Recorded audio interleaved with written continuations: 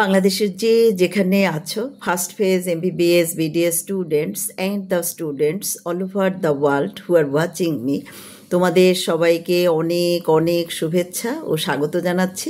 আমি ডাক্তার চন্দনা সরকার, সহযোগী অধ্যাপক ও বিভাগীয় প্রধান, অ্যানাটমি বিভাগ, Sherebangla medical college, Barishal.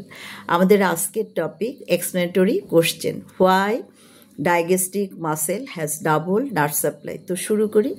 We know digestic muscle comprises two bellies, anterior belly and posterior belly.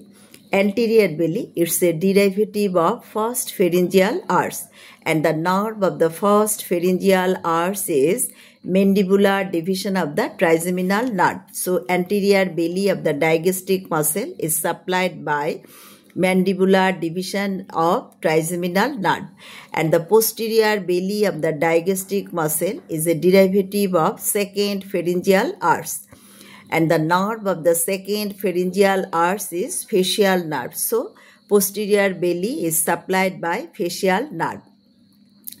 This is why digestic muscle has double nerve supply. তোমাদের যদি ভালো লেগে থাকে তোমরা লাইক, শেয়ার, কমেন্ট করো, আমার চ্যানেলটা সাবস্ক্রাইব করো। আর এটা ভালো করে পড়ার জন্য আমার একটা বই আছে, easy practical anatomy, OSPE and viva, head neck with CNS and eyeball. বইটা তোমরা কালেক্ট করে নিও। বইয়ের জন্য তোমরা আমার সাথে কমিউনিকেট করবে। আমার সেল নাম্বার 01712951685। তোমাদের সাথে আবারও কথা হবে অন্য কোনো টপিক নিয়ে। সে পর্যন্ত তোমরা সবাই ভালো থেকো, সুস্থ থেকো। তোমাদের সবাইকে অনেক অনেক ধন্যবাদ।